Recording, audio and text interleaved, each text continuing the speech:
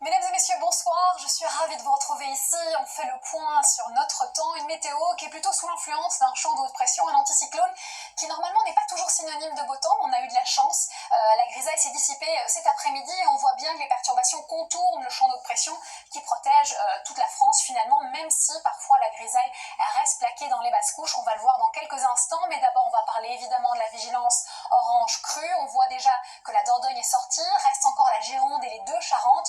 La Gironde pourrait sortir puisque la décrue est en cours à partir de ce dimanche matin. On vous tiendra évidemment au courant. Donc un réveil sous les nuages, c'est certain, sur la moitié nord. Peut-être quelques timides trouées déjà vers le bord de Manche, mais on aura donc des nuages bas, mais aussi quelques phénomènes de basse couche, sous forme par exemple de brouillard qui pourraient bien être présents. On a aussi pas mal de grisailles ici sur le sud-ouest. Par contre, évidemment, sur le relief des Pyrénées, là déjà en altitude, on aura un temps très lumineux aussi vers le Massif central, vers la Méditerranée, vers la Corse. Là, le ciel est complètement dégagé.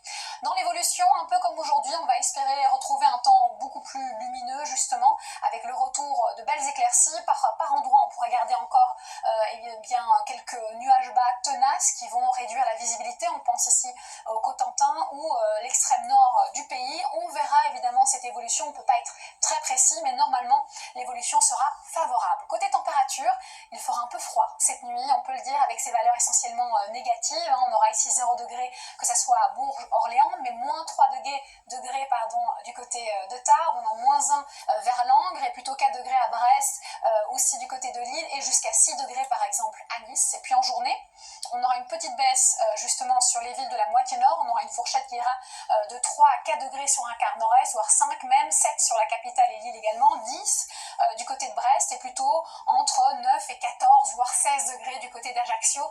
C'est évidemment près de la Grande Bleue qu'il fait le plus doux et le plus agréable. On va parler des prévisions pour ces prochains jours, même si l'indice de confiance est un peu compliqué à partir de vendredi prochain. Déjà lundi, on est sous l'influence toujours de l'anticyclone. Il n'y a pas de changement de ce côté-là, mais on aura une perturbation qui aura tendance à vouloir s'infiltrer. Donc elle va commencer vraiment vers le littoral du bord de Manche avec un petit vent. Le secteur sud-ouest est sensible. On aura pas mal de grisailles ici, de la région Poitou-Charentes, des Pays de la Loire, vers l'Île-de-France et aussi la Champagne-Ardenne. Et ailleurs, ciel complètement dégagé pour une bonne partie de la journée. Ensuite, mardi, cette perturbation, elle aura tendance ici à rentrer un peu plus à l'intérieur des terres, alors avec quelques pluies à caractère faible, encore du vent et un peu plus de grisailles qui ne se sera pas vraiment morcelée sur la moitié nord et qui va même se répandre un peu plus vers le sud-ouest. On garde vraiment un quart sud-est sous un temps plus lumineux, toujours Mistral, Tramontane, et on voit déjà qu'on gagne 1 degré sur la moitié nord et on gagne quelques degrés aussi durant la nuit. En plus, c'est la même perturbation qui va nous affecter mercredi. Cette fois-ci, elle va amener un peu plus de précipitations. Au pied des Pyrénées, ça va traverser le Massif central, ça va remonter ici aussi vers les Vosges. On pourrait même avoir quelques flocons à moyenne altitude. À l'arrière, ciel variable, donc à l'arrière, c'est région Poitou-Charentes et une partie de la Bourgogne également. Et puis ensuite, bord de Manche, un ciel plus chargé et radoucissement de la masse d'air au fur et à mesure à partir de mercredi, confirmé certainement aussi pour jeudi avec d'autres pluies qui seront là dans un axe sud-ouest-nord-est.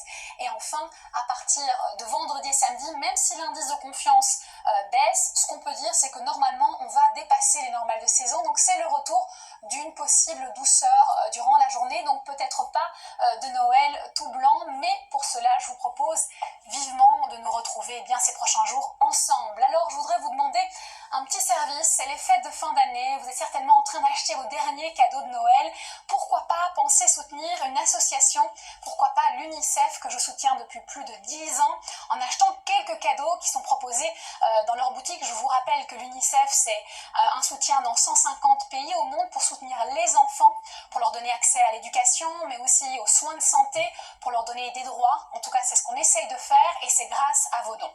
Comme on a besoin de vos dons, on vous propose, pourquoi pas, mais oui, c'est Noël, la boule de Noël classique. Si vous n'avez pas encore fait votre sapin de Noël ou vous voulez encore l'agrémenter, vous avez ceci. Ou alors, moi j'aime beaucoup, c'est beaucoup plus rétro mais c'est tendance, c'est ici les cartes de vœux. Pourquoi pas penser à envoyer une carte tout simplement à un membre de votre famille, à un ami, ça fait toujours plaisir, c'est un objet qui reste, c'est un beau souvenir. Ou encore vous pouvez penser au mug signé Antoine Griezmann. Merci d'avoir été avec nous, merci pour votre soutien. Dans quelques instants, j'imagine que vous êtes impatient de regarder qui sera élue la nouvelle Miss France. merci de nous avoir suivis et surtout, prenez bien soin de vous.